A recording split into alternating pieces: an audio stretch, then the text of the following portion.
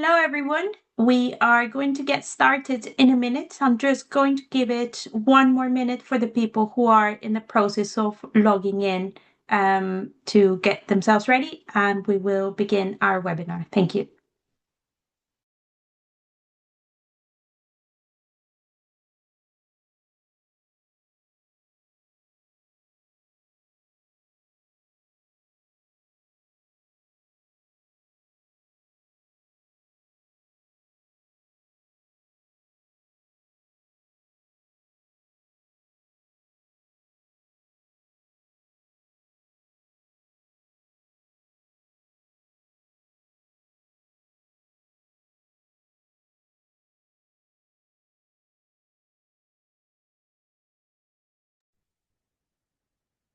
Everyone. My name is Catalina Powell. I am Global Director at THE Counselor, BMI Times Higher Education, and I am absolutely delighted to welcome you here to our latest webinar for THE Counselor.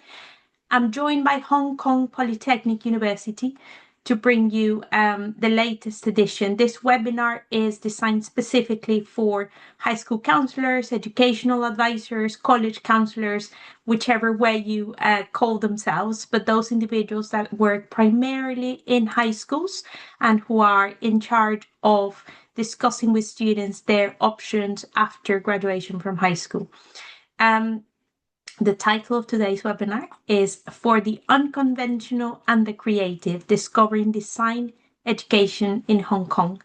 So a fabulous program that you will be learning more about and a very exciting destination.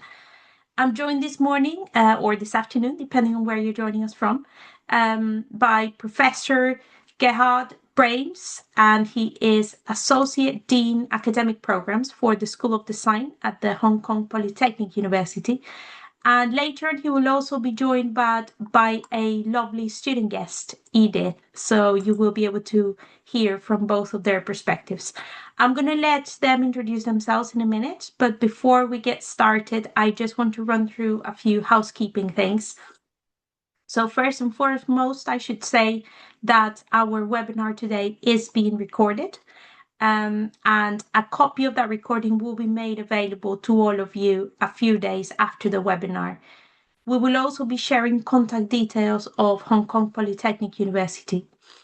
During the session, if you hover with your mouse on the screen across the bottom of the Zoom window, you will see a Q&A button.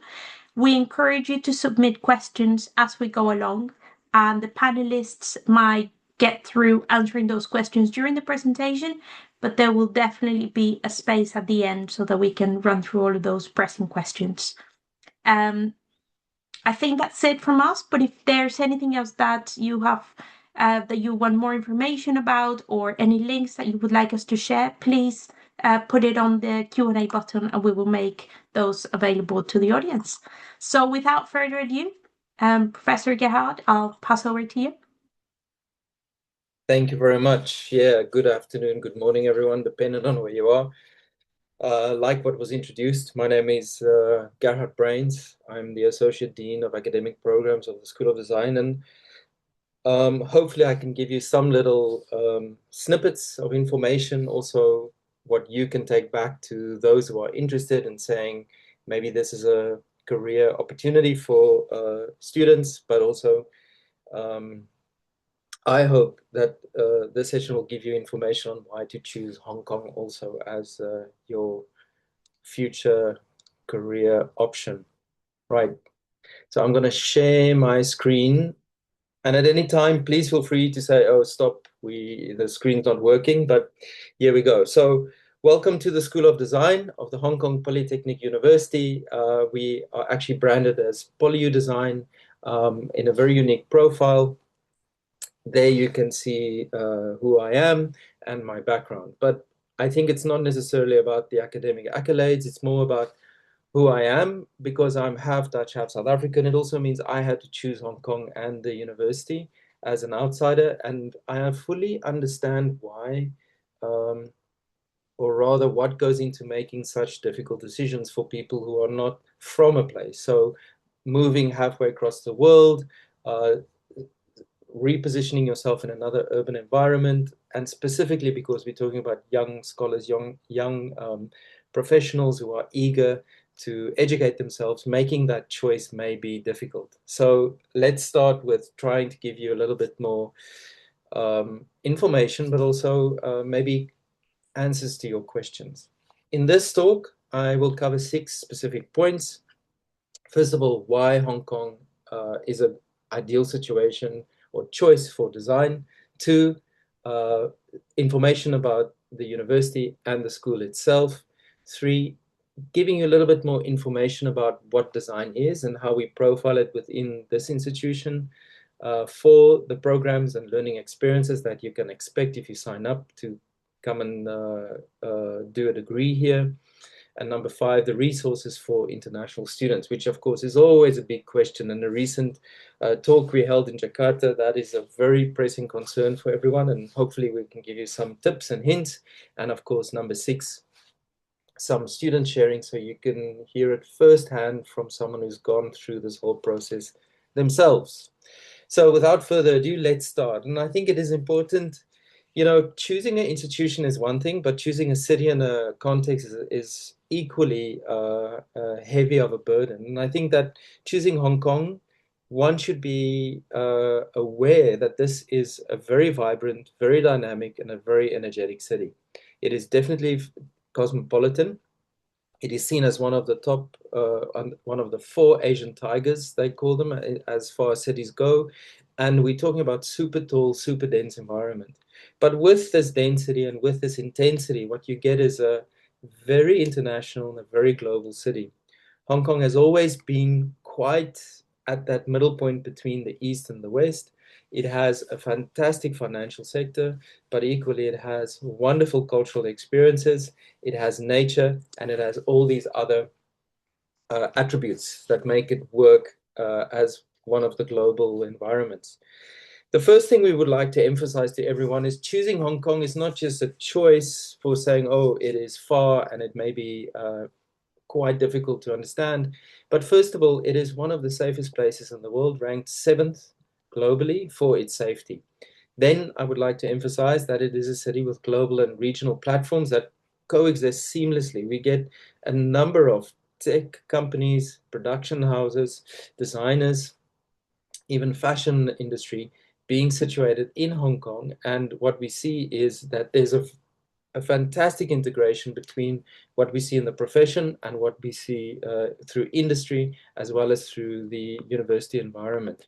And of course, something that should be emphasized is that Hong Kong has 5 universities within the top 100 global rankings. And I think for a city of 7 million, that is quite an achievement.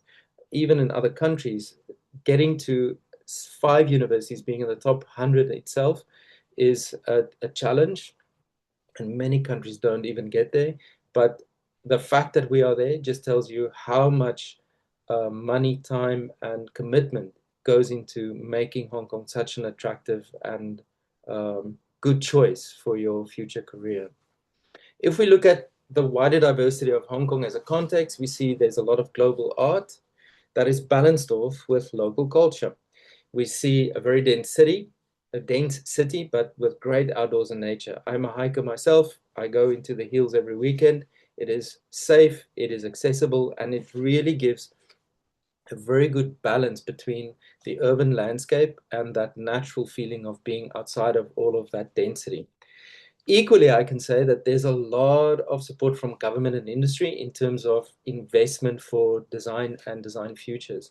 We see a lot of revitalization happening around design in the design industry, but also around the spaces that support design thinking, whether this is in terms of buildings, whether this is in terms of musea, but it equally may be in terms of design thinking. So we get a lot of startups being supported by the government just to advance this idea of creativity within this global hub.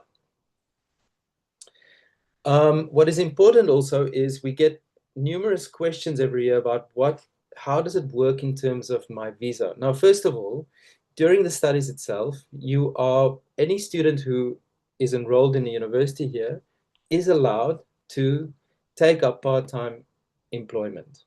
And that gives them a certain number of hours of freedom and say, right, I can actually gain a little bit of extra income, but it also gives me exposure, which I can add to my CV.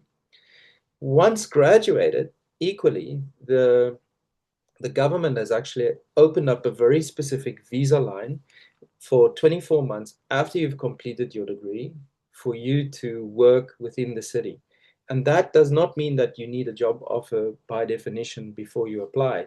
This gives you 24 months to explore possibilities, options with companies, with individuals, with entrepreneurs, in order to see what you can actually do with them and how you can work for them. In the long term, if you are able to say 7 years within Hong Kong, this gives you access to permanent residency. Now, there's a lot of technicalities usually that goes into these applications, and it may feel quite heavy, but in fact, it's quite easy, to be honest. I've been in Hong Kong myself for 13 years. I've gone through this process of obtaining PRship, and it is really something that really makes the effort worth the while. Now, if we look at the university itself as an institution, the facts and figures are the following. It was established in 1937. We have 7 faculties and 5 schools or colleges. We run a total of 186 programs, and at the moment we have about 33,000 students. And with everyone that's on campus, we have just close to 900 full-time academic staff. That starts at the assistant professor level, associate professor, and goes to full professor profiles. But in total, we have 7,700 supporting staff with 512,000 graduates. Now, from what I've heard, this is the most graduates within Hong Kong from all the institutions. What is important for you to know is we are ranked 54 in the world according to the QS rankings. Now, for someone who doesn't know, the QS is actually that assessment that comes out every year that says, oh, we measured you against all the other universities globally, and we position you at X and Y numbers every year. The important thing to know for you is that, one, the university was in 2013, I looked at the number, was ranked at 160th position, more or less. So within, what is it, a good 15 years, we've gone to 54, which means that the university is doing something right in terms of research and education, but it also means it's a marker of quality. And that what you see in terms of that is the attractiveness of this institution for international students, you can see is captured through the representation of 71 countries in the university itself. The university is ranked 3rd by Times Higher Education's world's most international universities. And I can clearly say that all courses are taught in English. This is the main medium of instruction, because this is also a key question. Does my child or does the applicant have to speak Mandarin or Cantonese in order to have access to the courses? So no, it's all in English. Just to give you a little bit of background, what you can see here is in fact the growth of the university over the last, since 2016, and how sharp PolyU has advanced its position globally. This is important to know, not because of the sake of simple mere metrics, but in fact that what a lot of parents and counselors do not realize is if any of the graduates go on to apply for a master's or a PhD position, specifically at the PhD level, and I can say this because I run the process here in the School of Design, the first question that any body looks at, any scholarship body looks at, is where your first degree is actually positioned. If you come from a university that's ranked maybe not so high, your eligibility for future studies will be lower. But if you come from universities that are ranked higher, it means that your potential is seen as a plus. And that means that you will have, there's a greater likelihood for you to receive taught postgraduate or even PhD positions after completing your courses at an institution like this. Just to inform you all, if we look at PolyU's global standings through all the various disciplines, we are ranked 11th in hospitality, 16th globally in nursing, 17th of architecture and the built environment. And here we go for art and design. And this is where the school positions itself. It's in that art and design category. We are ranked 22nd. So you can, and also not only that, but we are ranked first in Hong Kong. So that is very important to understand just how competitive these courses, subjects, disciplines are. But maybe this is also an additional plus point for you to say, well, one gets access to top world-class education. You get it in an environment that is really dynamic. It is exciting, but this could be seen as a very good attractor for why to choose PolyU. If we look at the schools and faculties, you will see here you have the Faculty of Science, the Faculty of Engineering, Construction, Computers and Mathematical Sciences, Health and Social Sciences. Then you have the Faculty of Business, the Faculty of Humanities, but you have a School of Design, you have a School of Fashion and Textiles, you have a School of Hotel, Tourism and Management, and then you have the graduate school. Now the graduate school is quite unique because that school only focuses on the PhD cohort of the university, which is around 4,000 students strong. And then we have the College of Undergraduate Studies, and this is a separate entity that looks at very unique programs at the undergraduate level that doesn't necessarily fall under the remit of any of the other faculties. So one can see there's a wide variety of faculties and schools that really think about how and what to educate in terms of becoming lifelong learners. Many of us get questions daily on how do you profile within your discipline the idea of future-ready innovators and learners, but specifically through the idea of AI. Now, the university a few years ago embarked on this quite exciting journey that profiled what they call AI and data analytics. And this is a secondary major that looks at AI and computational thinking. Then what they said, no, we also can profile innovation and entrepreneurship better. And so that becomes another line of inquiry that students may follow in future during their studies here. And then the most recent initiative is what we call PolyU Education 4.0, is where the AI is directly integrated within smart technologies related to education. So you can see that university-wide, the bringing together of very current, very contemporary technologies and tools are being fused directly into the curriculum itself.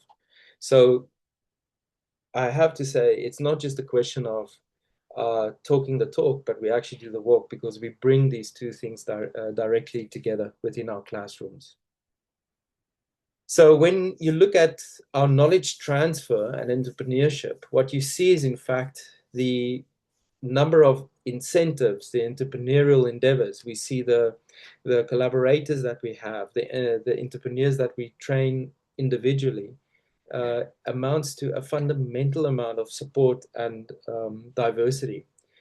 If you look at this company here called GoGoVan, this was actually one of if I'm not mistaken, a School of Design graduate that saw opportunities and started talking to different stakeholders in order to start his own company. And today, this is one of the most visible and quite dynamic companies in Hong Kong that you see everywhere within the city. So it means that the university is certainly eager to have these initiatives happen. And this is not necessarily just an engineer initiative. This is certainly comes very close to design, and I will talk about this later. Now, let's get to the School of Design itself. What you see here is a mixture of images between people who are involved in the program, who teach in the program, who have received awards because of the things they've done in our school. Plus, you will see certain spaces in which wherein we work, and that means that students have access to all of these things you see here. The first thing is we talk about an integrated curriculum. That means in year one, the students come in, they have a very specific focus on educating them about what design is. We have about 1,217 students, and this equates to roughly about 141 PhD students. That number is going up every year. 315 master students and 760 to 790 bachelor students, which means you have a very good balance between undergrad master's program and the PhD profile.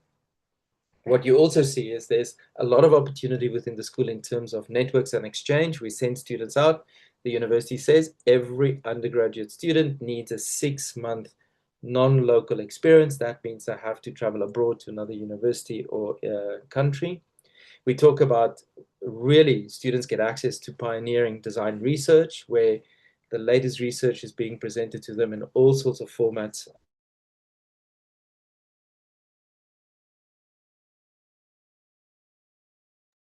And we in transfer have a student centers where this is in terms of either computer, where there's a material resource center, or even the 3D printing workshops. And that means that we get from all of this a rich variety of cohorts that graduate but also come back. And I think this is something I've really learned in Poly, is that the graduates who leave our institution are very eager to come back and equally contribute to this understanding of new and young and upcoming students, and they're willing to give their time and effort to help them elevate their work and get better visibility, so to say. International awards, we have many of those. Just today, it was announced that this exact educator there, the one with a hat on, received another award for being awarded the best director in her digital animation field. So you can see that as a school, we have a quite diverse, but a very interesting profile in terms of research, spatial support, infrastructural support, individuals, but equally student to staff ratios. When we talk about the facilities, this is what one can imagine. This is the context of the university. On the left-hand side, those brown buildings are part of the perimeter buildings of the campus, but the School of Design is housed in this white building.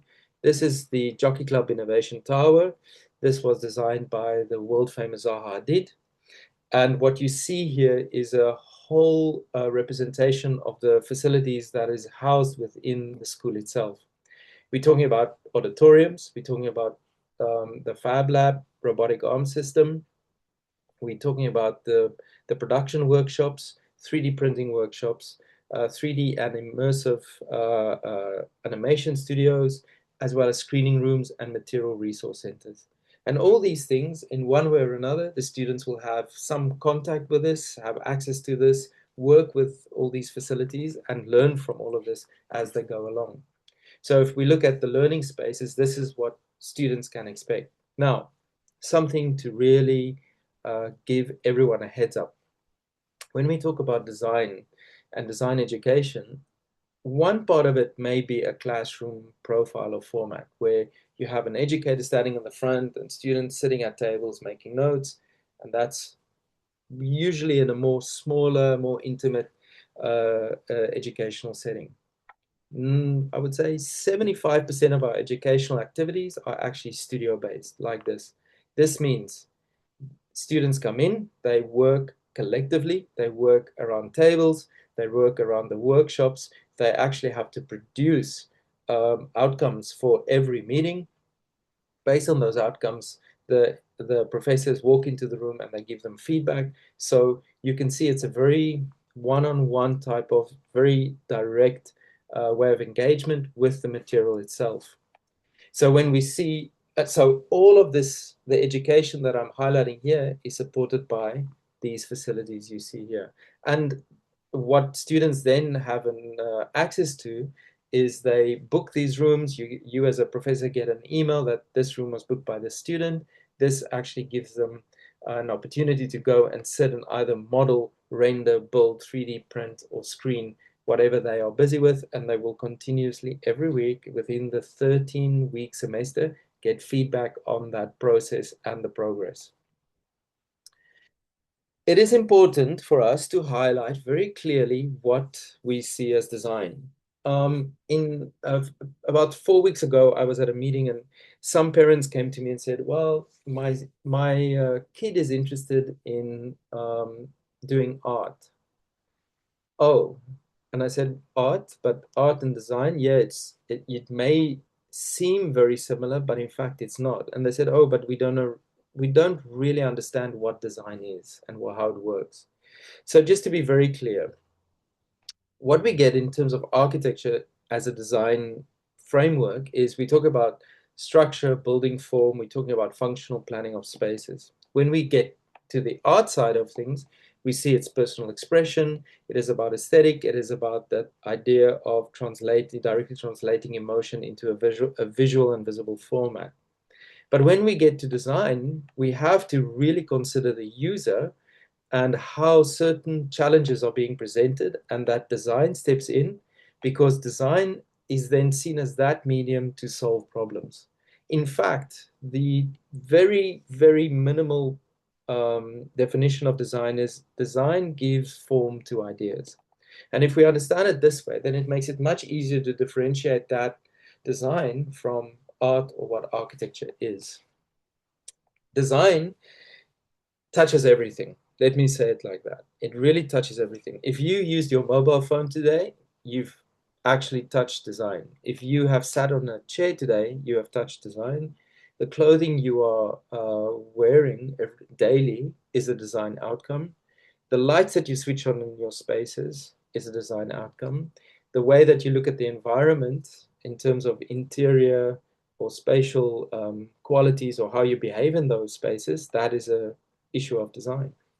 So please, let's not put the layer of engineering over everything and say, well, actually the mobile phone or the smartphone is an engineering outcome alone.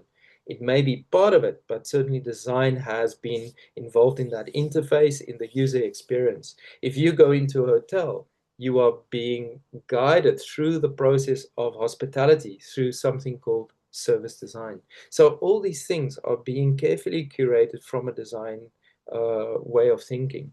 The most interesting part of design that I recently heard was actually yesterday. There was an editor from a journal in the building, and her work deals with translating cardiovascular equipment into patient experiences. And that whole journey from start to finish, patient care, and also long-term planning with the patient itself, has a full dimension of service design involved. So I think that it is important that we really establish this understanding and not just see it as an engineering offspring. Design is really everywhere. So I would really like for all of you, your counselors or the parents, to go back to the younger generation and tell them it's all about design. And by the way, the younger generation is very clued up on what design is, what aesthetics are, and also how game and technical complexity works. So I think they more or less would understand it quite easily.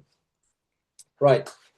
So if we look at the evolving role of designers, what we see is, in fact, they go from makers to strategic partners, where it's not only making things anymore, but it's actually being quite strategic about what works, how it works, and what the phases would be required in order to implement it. Second of all, design today goes hand in hand with the question of ethics, empathy, and problem framing, because all of this goes back to individuals that relate to the question of what we call human-centered design. That the issue of the human, the individual, the experiences of the individual to whatever it is you are putting forward through design has a direct relationship. Our dean, Professor K.P. Lee, is an expert on how to read empathy through products and that emotional connection with products. And this is really where he's been on the forefront through this human-centered design approach. Of course, design in the current climate has to do with AI. We're talking about human AI co-creation. We also talk about the idea that designers must recognize this obvious challenges that are presented by AI, but also grab with both hands the opportunities that these new technologies and techniques can give us. And I think that more often than not now, all of these things are framed within the idea of experiences, where if it is, no matter what is being designed, we see that the issue of experience and the living systems that come with the users and the other systems that support the environment, the products, the technologies, the integration of those shifts between data and objects really is an important aspect. So in that sense, we can frame it through this idea of strategic partnership, co-creation, ethics and empathy, and of course, the experiences. I really hope this gives you a little bit of understanding, deep understanding of what design is and how we see it. Now the big question, of course, you probably would be asking is, okay, so how do we apply it? Now, here we see it. What we have seen design touch is at the level of banking and finance, where we see user experience strategists, consultants, integrating designers, all contribute to this idea of what banking and financial service sectors actually do.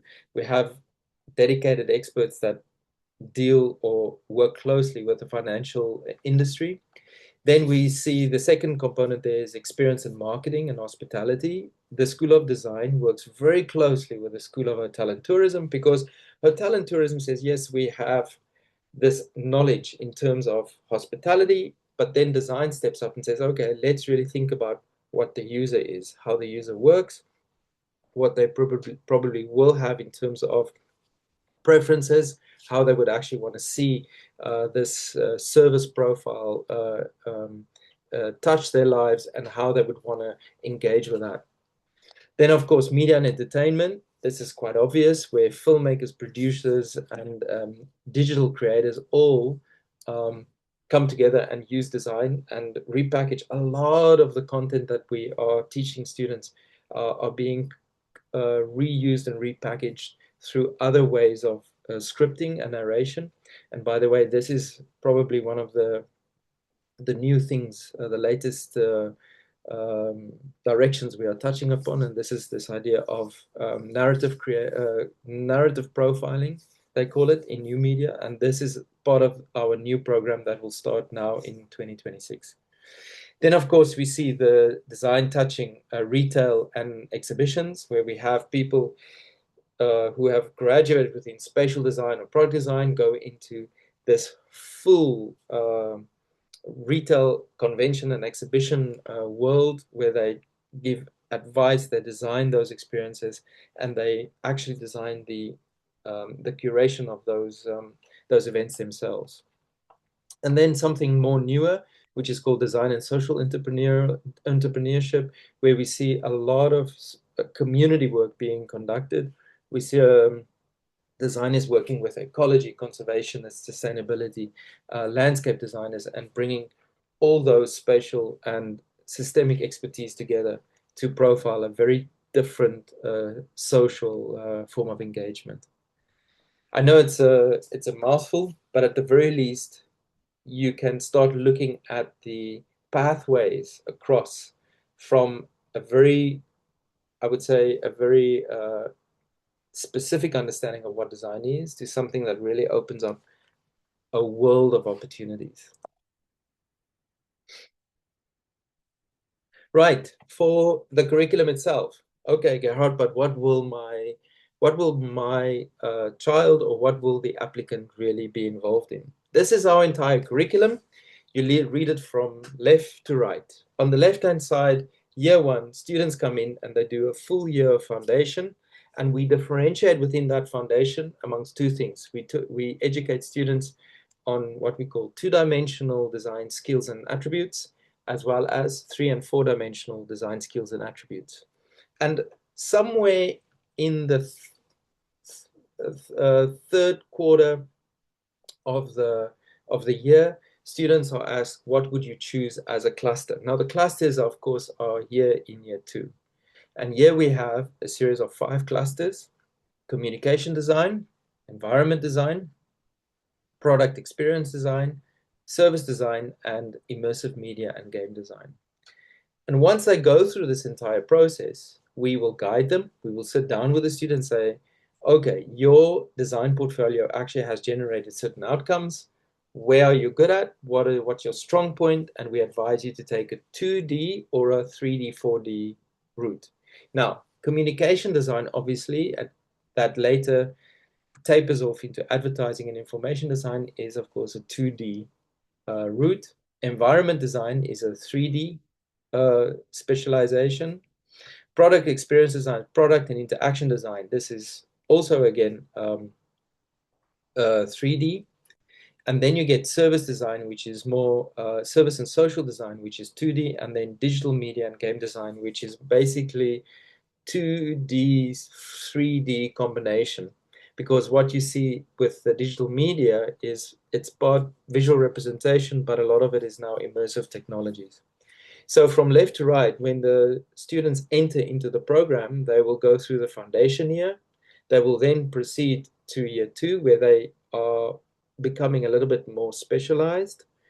By the end of year 2, we ask them to choose, before they go into year 3, choose your specialism. And then for 2 years, they work within that specialism and graduate under one of those categories. Of course, if they are interested, they can then continue to the master's profile, which we call the taught postgraduate program. This could cover a master's of innovative multimedia entertainment, master's of design, which calls innovative business design, transitional environment design, intelligent system design, and smart service design. Now, all these master's programs have a direct relationship to the specialisms in the undergraduate program. And it is meant that if students have that level of interest, they can apply for the master's program. Of course, for those who are interested, the PhD program is, of course, the research postgraduate level. This is where you sign up for usually a 4-year degree where you qualify with a doctorate. Strangely enough, exceptional students, I just want to give a heads up, exceptional good students can jump from the undergraduate program directly into a master's program, but that's exceptional. Equally, exceptionally good students with top GPAs, and I really mean top GPAs, sometimes even get offer from an undergraduate program to the doctorate program. It doesn't happen often, but it is a possibility, and that's where you really see someone who is very talented, very sharp, and that gives them a direct access way to the next tiers of education. So let me show you a little bit about what all these disciplines do. We talk about communication design. Here you see this covers animation, branding, copywriting, digital advertising, packaging, photography, print advertising, public information, social media campaign, storytelling, typography, and wayfinding. And what you see here is a combination of work in progress, outcomes, and also work that has received awards. And this then starts profiling a very specific discipline in terms of what communication is, how you design around it, who are the users for certain levels of communication, how does the wayfinding need to be within certain spaces. I mean, the list goes on and on and on. And this is something that for someone who is more interested in the 2D skill set, this would be a very good avenue for them. The environment and interior design, this is the discipline I teach in because I'm an architect and I'm an urbanist. Here we really focus on the design of space, asking very critical questions about space and the profiling of the environment itself. So we talk about commercial spaces, environmental graphics, exhibition design, housing, institutional spaces, landscaping, material, museology, public spaces, private spaces, recreational spaces, textures, but also recently we have embarked on very experimental ways of spatial production or even spatial technologies where we directly fuse technologies with certain design features. Product experience design, what we see here is, in fact, this is where product design really steps forward. It's engineering and production. We talk about ergonomics, furniture design, homeware design, interactive products. We see a lot of transport sustainability, user experience, visualization and modeling, all being fused within this one cluster. And what you see here are most of the products or outcomes that have received awards from this specialization. You can see it really is a combination of 3D and experiential qualities within what is designed. Service design, one of the newer design directions. talks about how do you design a certain process as a serviceability to a user. Here we talk about consumer behavior, cultural appreciation, ethnographic research a lot, service ecology, service typologies, social engagement, systems thinking. So you can see that the designer who steps forward for this really has to be a people's person in order to bring all these different services and industry together and see what could be a very interesting alternative to things that are maybe not working as efficiently. Then we get immersive media and game design. This is the new profile that we are embarking on. Game development, interactive storytelling, 3D animation, virtual production, game engine, simulation, the list goes on and on. But you can see most of the technologies and skill sets that you see here, of course, it's unique to this profile, but you also see other disciplines starting to borrow from one another, fusing together certain technologies, inviting other professors from other disciplines to sit in their studios. And what you then start getting is a very unique interdisciplinary profile that starts spanning across all these various disciplines in one way or another. Like I said before, how we teach and how we encourage our students to learn is very unique. There's a lot of studio activity and studio life. We certainly encourage that. It is interactive. It is, of course, we have the lectures, the seminars, the workshops, and the exhibitions. This is the cornerstone of all educational activities globally. But what makes it very unique here is we say, okay, there's strong critiques because we want to elevate the work to an international level. There's a lot of individual work, but also teamwork involved. It really depends on the level of the course as well as the problem being presented. But equally, we encourage students to go on study trips. Those study trips have to happen every year. And we then take 30 students to either parts of Asia, Europe, or America. We talk about internships. They have to undertake an internship during their study period, and we vet the companies where they do the internships at. We do service learning, and that means that they will actually go to a specific community, they will fly somewhere or travel somewhere, and they will contribute to the community through the problems that are being presented to them. And of course, we highly encourage international exchange. We want the students to have that international exposure because with the international exposure, they become better professionals. So all of this you should see as one package that the university, it's not a maybe we could, but it's actually something the university encourages and writes into its curriculum profile. Just that you know, we don't work in isolation. We work with all these institutions in Asia, in Europe, and America. We have partnerships with them. We sign specific memorandums of understanding. We then allow students to go to their programs, and when they participate in their programs or curricula, it's credit bearing. So they can come back after that semester and say, look, I contributed to something. How does it support my academic journey? And so these are some of the top schools, top institutions in the world related to design. When it comes to industry collaboration, you can see here, well, we work with Disney, Benoit, a lot of local, but also Asian-based companies and industry.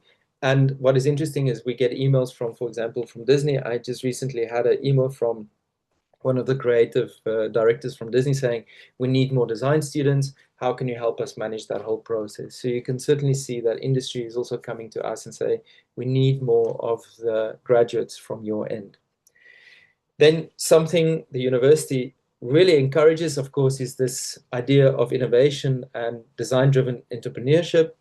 You can see, well, maybe you won't see it, but we see it certainly, is that there's funding, there's networking, there's mentorship and workshops that say to students, if you have a great idea and it is based in design, the real question is, how can we support you? What do you need from our side to make it happen? Is it just space? Is it financial support? Is it a certain way of having discussions with those entrepreneurs? And then we make it happen within the school. So students who feel that they can undertake entrepreneurship and initiatives, we will certainly help them do that in their journey. Of course, Now we get to one of the biggest questions: application and student finances in terms of timeline, scholarship, non-local student support, and portfolio preparation. For everyone's information, this is what the application process looks like.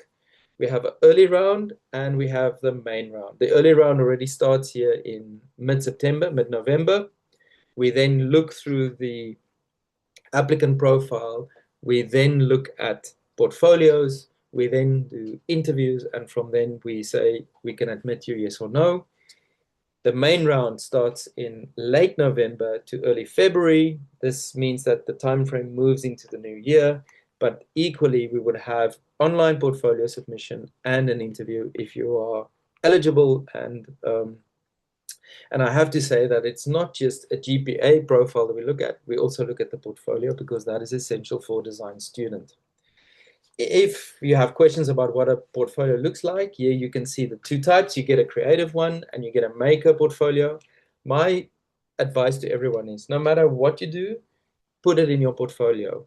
If you are creative, if you draw, if you do photography, if you make sourdough starter for baking, if you are someone who draws um, on paper, on napkins, document all of these outcomes in order to compile it into a portfolio. We have very specific requirements for the portfolio. It is related to number of pages, the layout, the page sizes, the PDF sizes that you can submit it in. So don't just put a portfolio together and think that it will be accepted. No, follow the standards, because also if it is too large, it may not go through the system.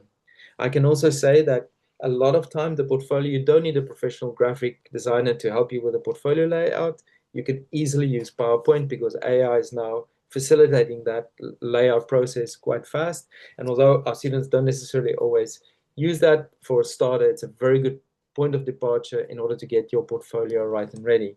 Make sure your portfolio is curated, it's laid out, that the font sizes match up. And I would say also tell us who you are, what represents you in that portfolio, and what is also your strength, and why you should be a design student within our cohort. Funding wise, what is generally expected for a non-local student is about 286,395 Hong Kong dollars. That means tuition fees are about 200,000 per, this is all per year, if I'm not mistaken. University accommodation is 16,000. Basic expenses and campus catering is 52,000 Hong Kong dollars, and the personal expenses are 18,350. So you can see that we've broken down these numbers so that you more or less can see what happens in terms of expenditure.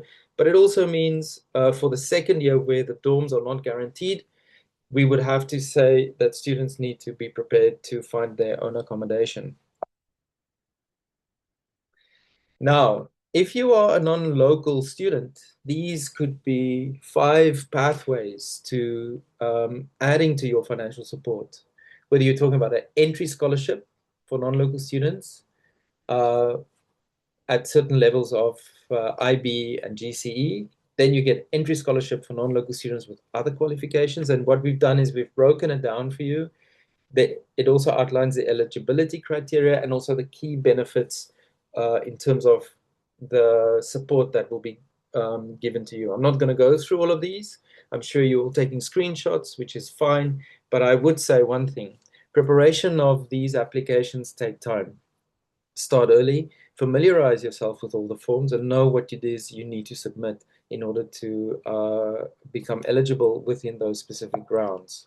Do not wait until the last minute. Now, what the university certainly does, it supports non-local student services and teams, and this is the QR code if you for non-local students. So it means that students are, and I've seen our global engagement office present the non-local student experience profile, and I can say that all students are supported. There's very specific support groups being set in place for all international students who come in. They have gatherings, they have mentors, They have student representatives. All these in total are really geared to the student well-being. Please do understand, when students come, it's not just that they are left alone. There is a vast variety of support in terms of maybe stress or pressure, emotional support systems, friendship support, but also academic support for all the new incoming students. And I really hope that gives you a little bit of, I would say, calmness in thinking about PolyU and the School of Design as a viable option for any applicants. Now, the next part is where I would like to invite Edith. Maybe you can share some of your experiences with how you engage with PolyU and the School of Design. Yes, hello. Thank you, Garrett. I'm going to share my screen now.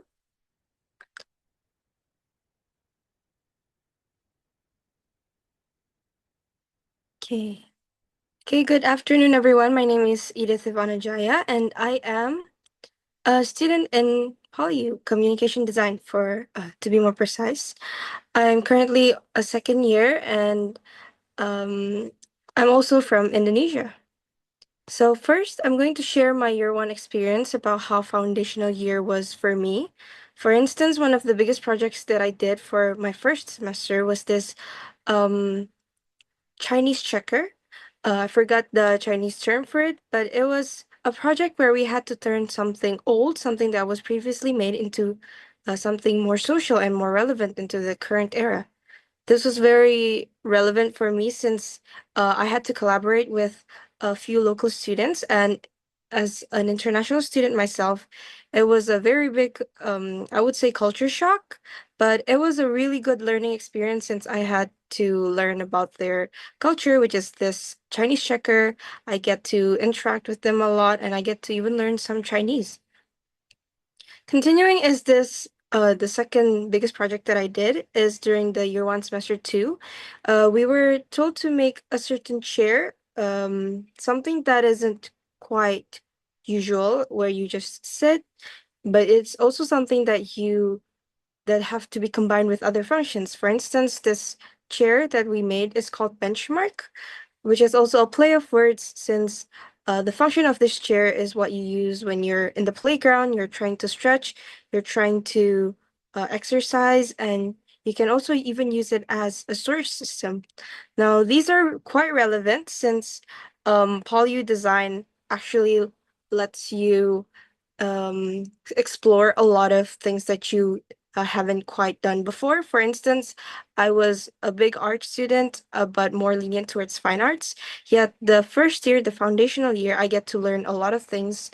For instance, product design like this chair, or also service design, which is the previous Chinese checkers that I made, where you have to engage with a lot of social clients and also other relevant subjects such as like architectures and also environmental design. And in my experience, PolyU design was actually very supportive in the things that I do. They are very resourceful as well. For instance, we have quite spatial studios in our tower, and we also have a lot of workshops. For instance, the wood workshops or the metal workshops. For instance, this chair that we made was made in the wood workshops where we get to use the tools that was also provided. Continuing is how my life was when I was settling in Hong Kong. Of course, as an international student, things can be quite difficult, especially looking for places to stay or residency. The top right is the picture that is provided in the PolyU website. It's my current room as well. It's quite spacious, and it has a lot of really good views as well, and it's located in a very strategic area where it's close to anywhere in Hong Kong.